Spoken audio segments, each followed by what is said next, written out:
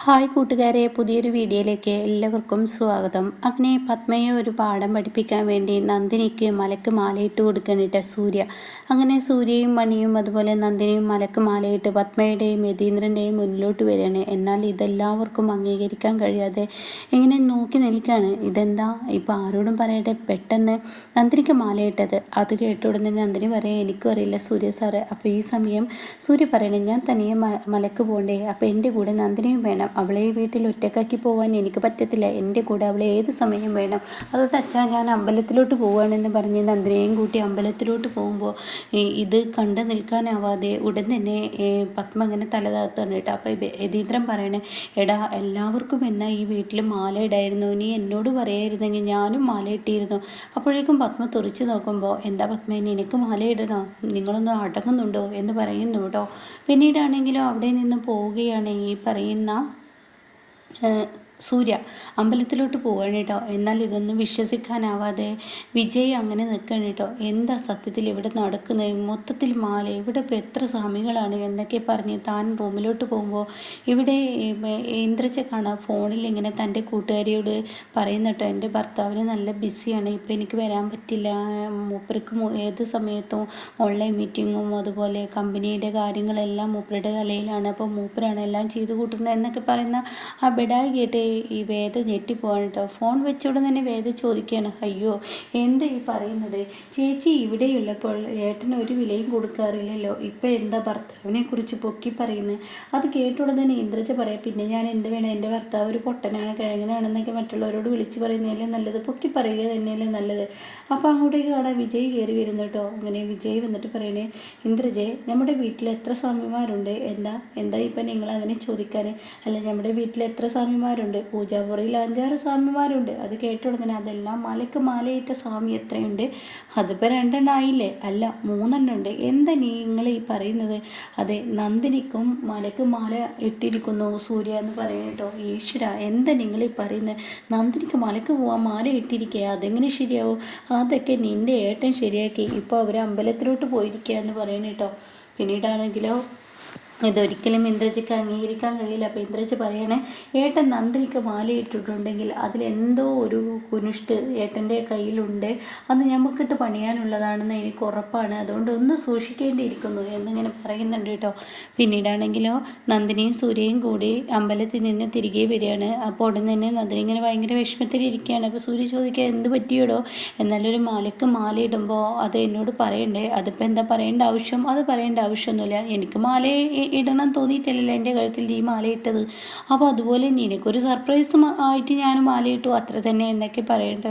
വീട്ടിലെല്ലാവരും അതൊന്നും ഇപ്പം നീ ചിന്തിക്കണ്ട, നിനക്കിപ്പോൾ എന്താ വേണ്ടത്, വല്ലതും കഴിക്കണോ, ഈ സൂര്യയെ തന്നെ നീ മാറ്റിയെടുത്തില്ലേ, സൂര്യ ഇപ്പോൾ പഴയ സൂര്യയിൽ നിന്ന് എത്രയോ മാറി വന്നില്ലേ. അത് കേട്ടോടെ തന്നെ നന്ദിനി പറയുകയാണ്, എനിക്കൊരാളെയും മാറ്റിയെടുക്കാൻ കഴിയില്ല, ഇതൊക്കെ നിങ്ങളുടെ ജന്മനായുള്ള ഗുണങ്ങളാണ്, എന്നാൽ നിങ്ങളത് എന്തിനൊക്കെ വേണ്ടി അത് വലിച്ചെറിഞ്ഞിരിക്കുകയായിരുന്നു, നിങ്ങളുടെ ജന്മനായുള്ള ഗുണങ്ങൾ നിങ്ങളിൽ നിന്ന് തന്നെ അറിയാതെ പുറത്തു വരുന്നു എന്ന് പറയുന്നു കേട്ടോ. അങ്ങനെ ഈ സമയം ഈ വാക്കുകൾ കേൾക്കുമ്പോൾ, അങ്ങനെയെങ്കിൽ അങ്ങനെ, എന്നാൽ നമുക്കൊരു പാനിപൂരി കഴിച്ചാലോ. അത് കേട്ടോടും തന്നെ, എന്താ സ്വാമി ഈ പറയുന്നത്, നമ്മൾ രണ്ടാളും വ്രതത്തിലിരിക്കല്ലേ, ഈ സമയം നമ്മൾക്ക് എങ്ങനെ പുറത്തു നിന്നും പാനിപൂരിയൊക്കെ കഴിക്കാൻ പറ്റും, അയ്യോ ഞാനത് മറന്നു, സോറി എന്ന് പറയുന്നത് കേട്ടോ. പിന്നീട് അവർ വീട്ടിലെത്തുന്ന രംഗാണ്. ആ സമയം കാണാം ഇന്ദ്രജ, പത്മ, വേദ, യതീന്ദ്രൻ എല്ലാവരും ഇരുന്ന് ഭക്ഷണം കഴിക്കുന്നത്. അങ്ങോട്ടേക്ക് സൂര്യയും നന്ദിനിയും കയറി വരുമ്പോൾ ഉടൻ തന്നെ യതീന്ദ്രൻ, സ്വാമികൾ വരൂ, സ്വാമികൾക്ക് ഭക്ഷണം കഴിക്കണ്ടേ, അയ്യോ ഞങ്ങൾക്ക് വ്രതമാണ്. അപ്പോഴേക്കും മണി പറയണേ, വ്രതമാണോ, അതെ വ്രതമാണ്. അത് കേട്ട വിജയ് ചോദിക്കുകയാണ്, നിങ്ങൾക്ക് എങ്ങനെ ഇതൊക്കെ കഴിയുന്നു സൂര്യസ്വാമി, ഞാനൊരു കാര്യം ചോദിക്കട്ടെ, ഇത്ര അതിരാവിലെ കുളിക്കാനും തണുത്ത വെള്ളത്തിൽ കുളിക്കാനും അതുപോലെ തന്നെ ബാക്കിയുള്ള കാര്യങ്ങൾ ചെയ്യാനും ചിക്കൻ, മത്സ്യം, മാംസം, മദ്യം ഒക്കെ ഒഴിവാക്കാനും എങ്ങനെയൊക്കെ ഇത് കഴിഞ്ഞു എന്ന് ചോദിക്കുമ്പോൾ, അത് കഴിഞ്ഞ് എങ്ങനെയെന്ന് ചോദിക്കണമെങ്കിൽ താങ്കളും എന്നെ പോലെ മാലയിടൂ സ്വാമി എന്ന് പറയുന്നു കേട്ടോ. അത് കേൾക്കുന്ന വിജയ്, അയ്യോ എന്നെക്കൊണ്ട് മാലയിടാനൊന്നും പറ്റത്തില്ല, പിന്നെ പറഞ്ഞിട്ട് കാര്യമില്ല, മാലയിടാൻ പറ്റത്തില്ല എങ്കിൽ ഒരു രക്ഷയില്ല എന്നും പറയുന്നു കേട്ടോ. അങ്ങനെ ഈ സമയം ഈ വാക്കുകളെല്ലാം കേൾക്കുമ്പോൾ ഉടൻ തന്നെ സത്യം പറയുകയാണെങ്കിൽ പത്മക്ക് ദേഷ്യം പിടിക്കുന്നുണ്ട്. ആ സമയം എന്നാൽ നിങ്ങൾ റെസ്റ്റ് എടുക്കൂ എന്ന് പറഞ്ഞിട്ട് വാ നന്ദിനി സ്വാമി എന്ന് പറഞ്ഞ് വിളിക്കും. ഉടൻ തന്നെ വേദ പറയാണ്, അതെ എനിക്ക് കുറച്ച് സാമ്പാർ ഒഴിച്ചത് നന്ദിനി. അത് കേട്ടോടെ തന്നെ എന്ത് നന്ദിനി എന്നോ, പിന്നെ ഞാൻ അവളെ എന്ത് വിളിക്കണം എന്ന് വേദ ചോദിക്കുമ്പോൾ, അത് ഈ സാമ്പാർ നിൻ്റെ തലയിൽ ഒഴിക്കണ്ടെങ്കിൽ നീ വേഗം ഇവളെ സ്വാമി എന്ന് വിളിക്ക്, മലക്ക് മാലിട്ട ആളെ സ്വാമി എന്ന് വിളിക്കണം നിനക്കറിയില്ലേ. അപ്പോൾ പത്മ ഒന്നും മിണ്ടാതെ തലകുനിച്ച് നിൽക്കണം കേട്ടോ. അങ്ങനെ സാമ്പാർ എടുത്ത് ഒഴിക്കാൻ എടുക്കുമ്പോൾ നന്ദിനി എനിക്ക് സാമ്പാർ ഒഴിക്കണ്ടേ, നന്ദിനി പോയിക്കോ എന്ന് പറഞ്ഞ് വേദ നന്ദിനിയെ പറഞ്ഞയക്കാൻ കേട്ടോ. പിന്നീടാണെങ്കിലോ പോകുന്നതിനിടയ്ക്ക് സൂര്യ പറയണ എനിക്കൊരു കാര്യം പറയാനുണ്ട്. എന്താടാ? അതെ, ഈ മാല ഒക്കെ ഇട്ടാൽ മറ്റുള്ള സ്വാമിമാർക്ക് ഭക്ഷണം കൊടുക്കുന്നു, അങ്ങനെ എന്തൊക്കെയോ ഒരു പൂജകളുണ്ടല്ലോ, എന്താ എനിക്ക് വ്യക്തമായി അറിയില്ല. അങ്ങനെ നന്ദിനിയോട് പറയാം. അപ്പം നന്ദിനി പറയാണ്, മലക്ക് മാലയിട്ടാൽ മറ്റുള്ള സ്വാമികളെ വിളിച്ച് ഭക്ഷണം കൊടുക്കും, അപ്പോൾ അതൊക്കെ ചെയ്തോട്ടെ, അങ്ങനെ ഒരു പൂജ ചെയ്തോട്ടെ, കഞ്ഞി പൂജ ചെയ്തോട്ടെ, അങ്ങനെയൊക്കെ നന്ദിനി ഇങ്ങനെ ആ പൂജയെക്കുറിച്ച് വിശദീകരിക്കുകയാണ്. അത് കേട്ടോടെ തന്നെ പത്മക്കും അത് കൊള്ളാം എന്ന് തോന്നുന്നുണ്ട്. അപ്പോൾ അത് കേട്ടോടെ തന്നെ തൻ്റെ മകന് വേണ്ടിയല്ലേ. അപ്പോൾ ഉടൻ തന്നെ യതീന്ദ്രൻ പറയണേ, ഇതൊക്കെ എത്ര ചോദിക്കാനുള്ള സൂര്യ, അതൊക്കെ നല്ല കാര്യമല്ലേ, ചെയ്തോട്ടെ എന്ന് പറയുന്നത് കേട്ടോ. അങ്ങനെ പിന്നീട് പിറ്റേ ദിവസം രാവിലെ ആകുന്ന രംഗമാണ്. ആ സ്വാമിമാരൊക്കെ വിളിച്ചു വരുത്തി ആ പൂജ തുടങ്ങുകയാണ്. എന്നാൽ എല്ലാവരും വന്നിരിക്കുന്നു, സ്വാമികളൊക്കെ വന്നിരിക്കുന്നു. പക്ഷെ തൻ്റെ കുടുംബാംഗങ്ങളെ മാത്രം കാണാനില്ല. യതീന്ദ്രൻ തിരിഞ്ഞു നോക്കുമ്പോൾ പത്മയില്ല, ഇന്ദ്രജയില്ല, വേദയില്ല, വിജയില്ല. അങ്ങനെ യതീന്ദ്രൻ അകത്തോട്ട് കയറി ചെന്നിട്ട് പത്മയോട് പറയണം, എന്താ പത്മ, നിൻ്റെ മകൻ്റെ പൂജയല്ലേ, അവനിന്ന് പോവല്ലേ, അവനെ ഇന്ന് പറഞ്ഞയക്കേണ്ട ദിവസമല്ലേ, അപ്പോൾ അവനെ പൂജ നടത്തുമ്പോൾ നിൻ്റെ മകനല്ലേ, നീ പ്രസവിച്ച മകനല്ലേ, അപ്പോൾ അവന് നടത്തുന്ന പൂജയിൽ നീ വരണ്ട, അവനെ നല്ലൊരു മനുഷ്യനായി കാണുക എന്നുള്ളത് എൻ്റെ ലക്ഷ്യമാണ്. അപ്പോൾ അവൻ്റെ ആ പൂജയിൽ നീ എന്താ ഇവിടെ വരാതിരിക്കുന്നത്? ഒന്നുമില്ല, ഞാൻ ഇവിടെ ഇരുന്നോളാം. അതല്ലല്ലോ ശരി, എത്രയോ സ്വാമിമാർ പുറത്ത് വന്ന് നിൽക്കുമ്പോൾ അവരൊക്കെ നമ്മളെ വിലയിരുത്തും, നീ പുറത്തോട്ട് വാ എന്ന് പറയുമ്പോൾ ശരി എന്ന് പറഞ്ഞിട്ട് വിളിച്ചു കൊണ്ടുപോകാൻ കേട്ടോ മക്കളെയെല്ലാം. അങ്ങനെ ഇവർ അവിടെ ചെല്ലുമ്പോൾ ഉടൻ തന്നെ സ്വാമികൾ പറയാണ്, എന്തായാലും നിലവിളക്ക് കത്തിക്കൂ എന്ന് പറയുന്നുണ്ട്, പൂജ തുടങ്ങാം, നിലവിളക്ക് കത്തിക്കുക എന്ന് പറയണേ. അപ്പോൾ ഈ സമയം പത്മയാണെങ്കിലോ നന്ദിനി ഇങ്ങനെ തുറച്ചു നോക്കുമ്പോൾ സൂര്യ അത് ശ്രദ്ധിക്കുന്നുണ്ട്. അപ്പോൾ സൂര്യ പറയണേ, നന്ദിനി എന്ന് നോക്കി നിൽക്കുക, നിലവിളക്ക് കത്തിക്കൂ എന്ന് പറയണേ. അങ്ങനെ എല്ലാ നിലവിളക്കും കത്തിക്കുന്നത് കാണുമ്പോൾ ഉടൻ തന്നെ ഇന്ദ്രജയോട് വേദ പറയാണ്, എന്തൊരു കഷ്ടമാണ്, അമ്മ ആണെങ്കിലും അവളോടൊന്നും തന്നെ മിണ്ടുന്നില്ല, എല്ലാ കാര്യങ്ങളും അവൾ ചെയ്യുന്നു. ഈ വീടിൻ്റെ ഭരണം മുഴുവൻ ഇപ്പോൾ മാലയിട്ടത് മുതൽ അവളായി തുടങ്ങി. എന്തൊരു കഷ്ടമാണ്. അമ്മയോട് പറഞ്ഞാൽ അമ്മ പറയും തൻ്റെ മകന് വേണ്ടിയാണ് ഇതെല്ലാം, അതുകൊണ്ട് മിണ്ടാനും പറ്റത്തില്ലല്ലോ എന്ന് ഇന്ദ്രജയും പറയാൻ കേട്ടോ.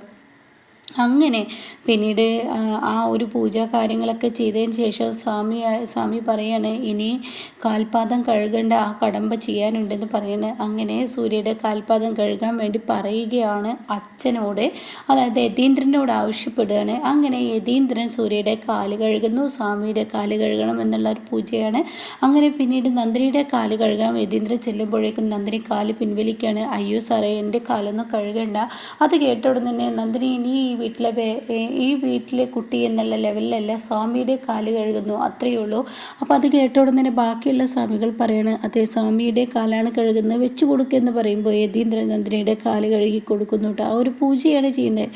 പിന്നീട് അമ്മയായി പത്മ ചെയ്യണമെന്ന് പറഞ്ഞിട്ട് പത്മ സൂര്യയുടെ കാല് കഴുകിയതിന് ശേഷം എന്തായാലും ഇത് കണ്ടു നിൽക്കുന്ന സൂര്യക്കും വിവേകിനും സന്തോഷമാണ്. ഇനി നന്ദിനിയുടെ കാല് ഇവർ കഴുകേണ്ടി വരില്ലേ എന്ന ഒരു ഇതോടുകൂടി നിൽക്കുമ്പോൾ ഉടൻ തന്നെ പത്മ എന്ത് ചെയ്യുന്നു, ഈ എല്ലാവരും ഇങ്ങനെ നോക്കി നിൽക്കണം, അയ്യോ എൻ്റെ അമ്മ ഇനിയിപ്പോൾ അത് ചെയ്യുമല്ലോ, നന്ദിനിയുടെ കാല് ഇത്രയും സ്വാമിമാർക്ക് മുന്നിൽ നന്ദിനിയുടെ കാല് കഴുകണം, അത് നമുക്ക് നിഷേധിക്കാനും പറ്റത്തില്ലല്ലോ. അപ്പോൾ അമ്മ അത് കഴുകുമെന്ന പ്രതീക്ഷയോടുകൂടി എല്ലാവരും നിൽക്കുന്ന സമയത്ത് സൂര്യയുടെ കാല് കഴുകിയിട്ട് പത്മ കണ്ട് എണീറ്റ് പോവാണ് കേട്ടോ. അപ്പോൾ അത് കണ്ട ഉടനെ തന്നെ അവിടെ മറ്റുള്ള സ്വാമികൾ ചോദിക്കുകയാണ്, എന്താ പത്മ മേഡം നിങ്ങൾ കാണിക്കുന്നത്? അങ്ങനെ ഒരു പക്ഷഭേദം ഇവിടെ കാണിക്കാൻ പാടില്ല. നന്ദിനി ഒരു സ്വാമിയാണ്, നന്ദിനി സ്വാമിയുടെ കാല് കഴുകും, ഒരു സ്വാമിയുടെ കാലല്ല ഈ വീട്ടിൽ നിന്ന് പോകുന്ന രണ്ടുപേരുടെ കാല് കഴുകുക, അത് ഈ കുടുംബാംഗങ്ങളുടെ കടമയാണെന്ന് പറയുമ്പോൾ ഉടൻ തന്നെ അവിടെ ഇന്ദ്രജ പറയുന്നു, ഞാൻ ചെയ്തോളാം എന്ന് പറഞ്ഞിട്ട് ഇന്ദ്രജ പിന്നീട് പത്മയെ അവിടെ നിന്ന് തടഞ്ഞു നിർത്തിയിട്ട് സൂര്യയുടെയും നന്ദിനിയുടെയും കാല് കഴുകാൻ കേട്ടോ. അതേ ചടങ്ങ് ചെയ്യേണ്ടി വരുമെന്ന് മനസ്സിലാക്കി വിജയ് അവിടെ നിന്ന് പോകാതിരുങ്ങുമ്പോൾ അളയ അവിടെ നിൽക്ക്, അളയം പോയില്ലേ എന്ന് പറയാണ്. അങ്ങനെ വിജയ്ക്കും വേദക്കും ഒക്കെ നന്ദിനിയുടെ കാല് കഴുകേണ്ട ആ പാദം കഴുകുന്ന ആ ഒരു പൂജ ചെയ്യണം കേട്ടോ. എല്ലാം കണ്ടു നിൽക്കാനേ പത്മക്ക് കഴിയുള്ളൂ. അപ്പോൾ ഇവിടെ നിന്ന് അങ്ങോട്ട് നല്ല കിടുക്കൻ സീനുകളാണ്. നന്ദിനിയുടെ ഉയർച്ചയാണ് ഇനി നമുക്ക് മുന്നിൽ കാണാനിരിക്കുന്നത്.